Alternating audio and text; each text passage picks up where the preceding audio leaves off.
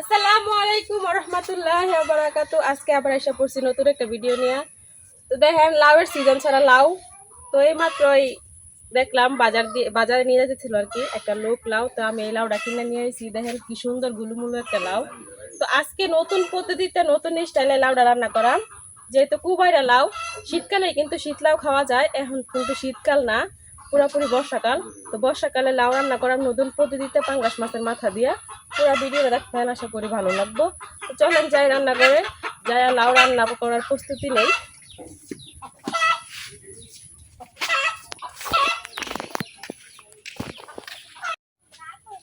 তো এই সুন্দর লাউটা এখন আমি কাইটা নিয়াম, চুলা ধরাইয়া আব্দুল্লার জন্য ওই দিক দিয়ে নুডলস রান্না বসাই দিছি।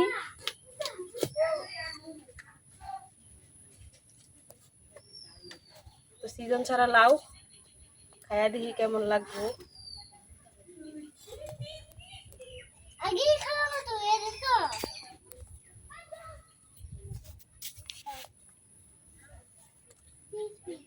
তো বৃষ্টি শেষে আজকে অনেকদিন পরে রোদ উঠছে, জানি না এই রোদটা কতক্ষণ থাকবো, কারণ একটু রোদ আবার একটু দিন অন্ধকার করতেছে, বুঝতেছি না কিছু রয়েছে।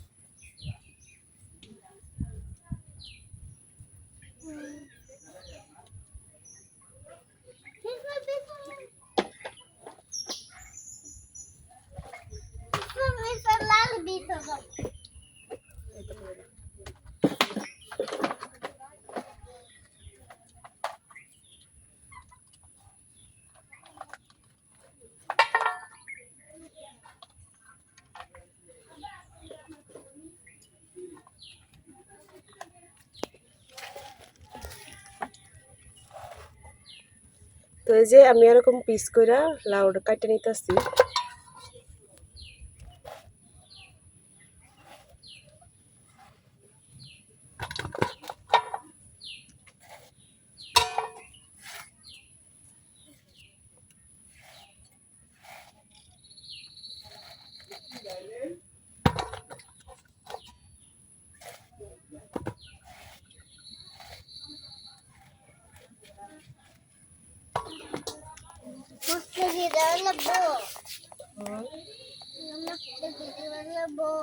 একটু ভালো করতে পরে মশলা দিয়ে।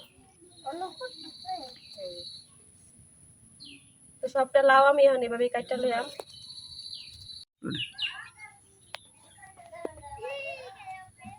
তো লাউগুলা কাটা শেষ হয়ে গেছে, লাউ কাইটা এদিক দিয়ে আমি পেঁয়াজ রসুন আদা সবকিছু কাইটা নিছি। তো সবসময় আমরা লাউ রান্না করি আদা রসুন বাইটটা দিয়া, তো আজকে কইলাম যে নতুন স্টাইলে লাউ রান্না করাম। এটা হইতেছে আদা রসুন আজকে বাইটটা না দিয়া আদা রসুন কুচি করে কাইটা নিছি, একবার ছোট ছোট করে কুচি করে কাইটা নিছি। এই দেখেন এইভাবে রান্না করলে আদা রসুন যে ঘেরানটা ওইটা থাকে, অনেক ভালো লাগে খাইতে। তো আজকে আমি সবকিছু কাটা রসুন দিয়ে আর কি রান্না করাম।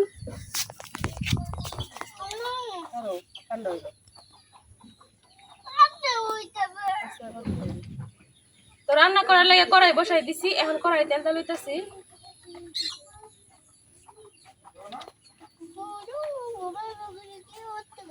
এখন তেলের মধ্যে দিয়া দেম কাটে রাখা পেঁয়াজ রসুন আদা সবকিছু।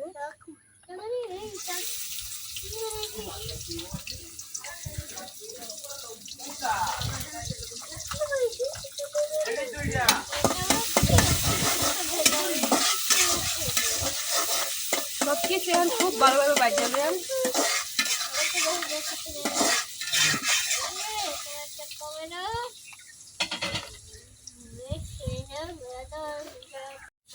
পেঁয়াজ রসুন আদা খুব ভালোভাবে বাজা নিছি, এখন আমি একটু পানি ঢেলে দিচ্ছি।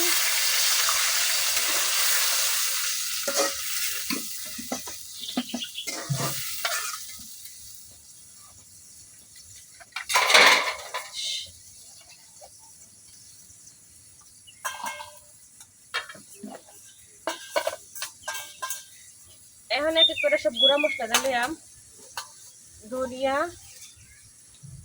হলুদ মরিচের গুঁড়া। লাউয়ের তরকারিতে আমি গুঁড়া মশলাটা একটু কম ব্যবহার করি আর কি, গুঁড়া মরিচটা।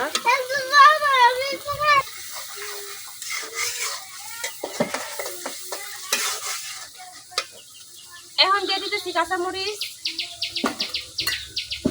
লাউয়ের মধ্যে আমি বেশ অনেকগুলো কাঁচামরিচ দিচ্ছি। বেশি করে কাঁচামরিচ দিলে তখন এটা আর কি দেখতেও ভালো লাগে, খাইতেও ভালো লাগে। আর এই জায়গায় আমি মাছ রাইখা দিয়েছিলাম, মাছের মাথা। তো আজকে শুধু মাছের মাথা দিয়ে রান্না করাম।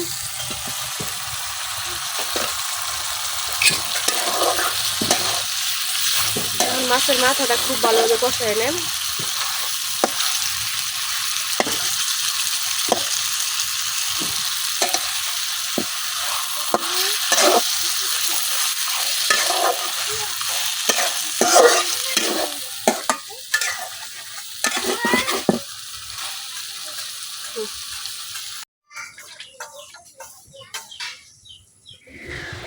সবগুলো লাউ দইয়া আমি একটা চালনিতে নিয়ে নিছি।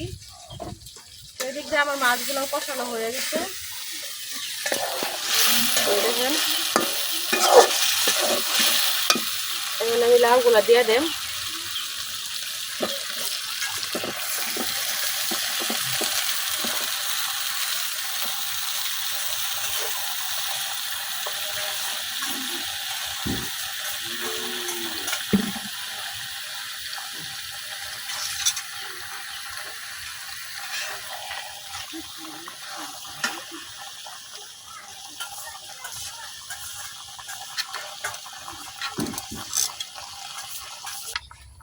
এখন আমি এইভাবে লাউটা ডাইকা দিয়াম, তাইলে কিন্তু একবারে সিদ্ধ হয়ে লাউটা মিলাই যাইব। তারপরে একবারে লাড়াই চাড়াই নিলে হইব।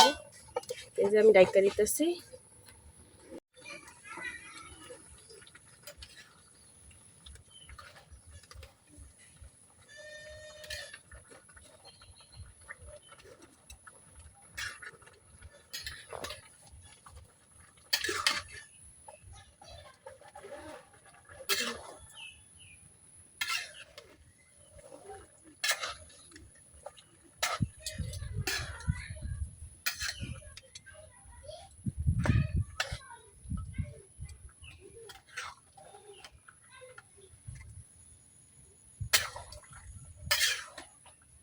আস্তে আস্তে কিন্তু লাউ সিদ্ধ হয়ে কমা শুরু করছে।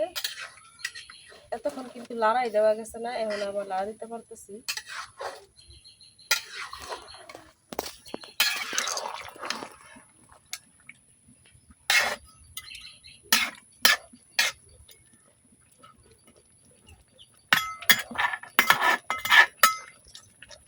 এখন ডাইকা আরো কিছুক্ষণ রান্না করলাম।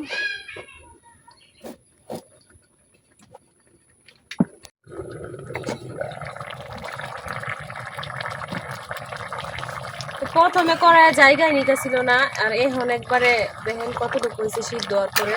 সিদ্ধ হওয়ার পরে অনেকটাই কমে গেছে কিন্তু লাউ।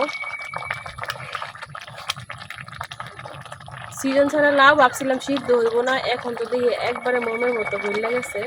অনেক সুন্দরভাবে সিদ্ধ হয়ে গেছে আর অনেক পানি উঠছে দেখেন। আর একটু ঝোল আমি কমাই নিলাম, তাহলে কিন্তু হয়ে যাইব। এখন আমি ডাইটটা আরো কিছু রান্না করে নিলাম। এখন দিয়ে দিতেছি বিলাতি ধনিয়া পাতা।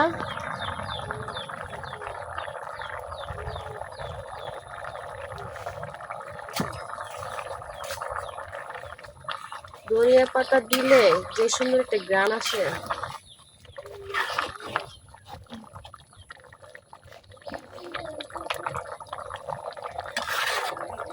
তো আর 2-3টা বলক উঠায়া তারপরে আমি নামাই নেন।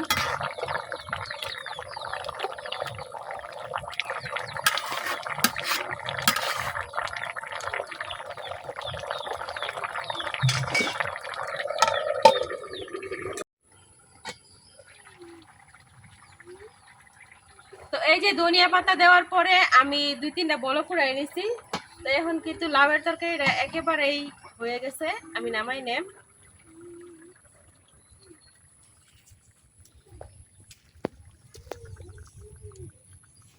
কালারটা অনেক সুন্দর। ধনিয়া পাতা দেওয়ার পরে একবারে সুন্দর একটা ঘ্রাণ বেরোইতেছে।